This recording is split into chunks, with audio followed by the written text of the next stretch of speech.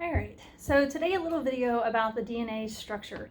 So we actually have some models that we use in labs sometimes to help students kind of see and visualize what's happening with the DNA structure. So I wanted to demonstrate those to hopefully help you understand the structure a little better. All right, so hopefully, as we know at this point, nucleotides that make up DNA have three parts. They have a sugar, a phosphate, and a base. So in this model, this is going to be our phosphate. So the yellow is our phosphorus surrounded by all the red oxygens, makes it negatively charged. We have the sugar, in this case deoxyribose, which always forms kind of a circular cyclic molecule. And then we have one of four bases. So in this example, we have C, which stands for cytosine. If you remember the four bases, A, T, C, and G, so C, cytosine, is one of the pyrimidines. So you see it only has one nitrogen-containing ring, whereas guanine, that it will pair to, we'll come back to that. Turn it up so you can see the G there. So it has two nitrogen-containing rings on it. So we have one here and then one here. So it's a much larger base than what our pyrimidine is, right? So we have guanine, which is a purine, cytosine, which is a pyrimidine. Then our other two, adenine, like guanine, is also a purine, so it has the two rings. And then thymine, like cytosine, is a pyrimidine, so we just have the one ring. All right, now with our base pairing, adenine and thymine pair together, and in our model it uses magnets, so you can hear that snap together. Now the white here is representing the hydrogen bonds. So between adenine and thymine, there are two hydrogen bonds that get formed. And then cytosine and guanine have three hydrogen bonds. So you can hear them click in place. And so we have the three hydrogen bonds shown in white. And the model's kind of nice too because it uses magnets, it's actually made to where it won't kind of let them go together or quite form everything. It lets one of them kind of snip in there. But anyways, so again, we should have proper base pairing, adenine always to thymine and cytosine to guanine. Also, this is the reason that no matter what the sequence is, we always have equal distance between our bases and between the two strands, is because whether we have an AT or a CG, we always have the bigger purine to the smaller pyrimidine. Okay, so they're both take up the same amount of space.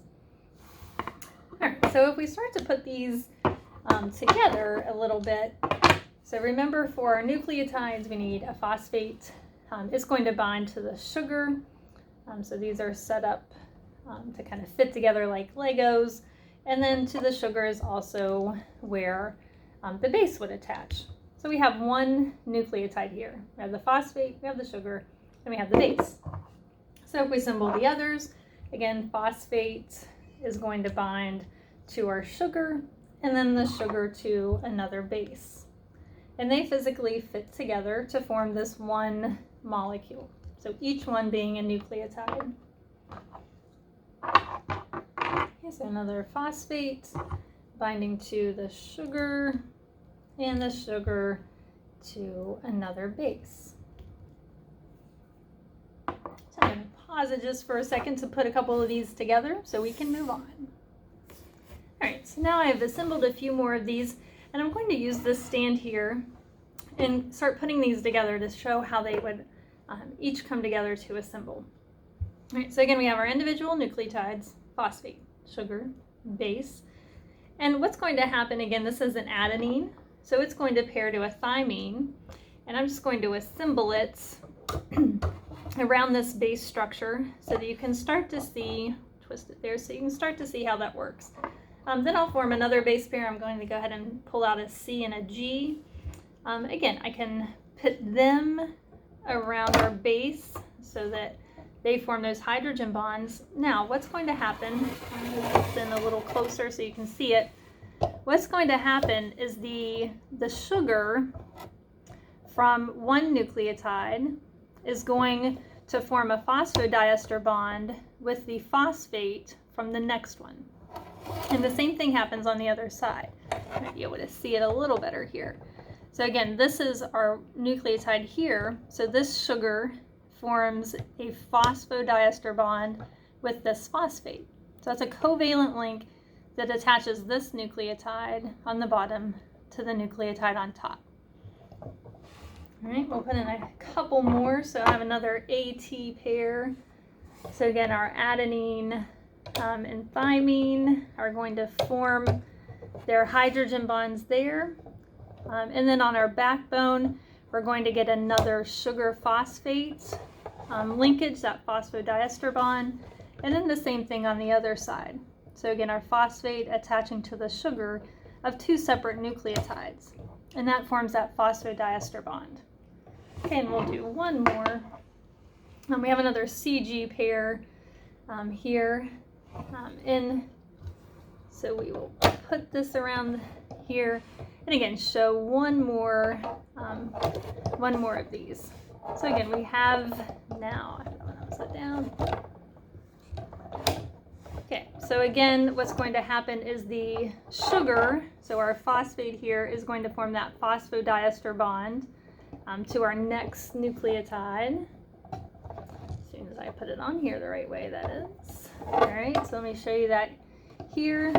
So again, our phosphate forming a phosphodiester bond to this sugar. You can hear it snap in place there. All right, that sticks the cytosine there. Now our next phosphodiester bond is going to form, so our sugar to phosphate, and that allows these bases to pair together. So what you can start to see, first of all, is that it's starting to circle around like our helical structure does, but we have this repeating phosphate, sugar, phosphate, sugar, phosphate, sugar. Just kind of turn it around there. So again, phosphate, sugar, backbone. Our bases here in the middle, forming those hydrogen bonds. And as we keep adding them on, it keeps twisting into this helical shape to form that double helix. All right, if you have any questions about the structure of DNA, please let me know. Have a good day.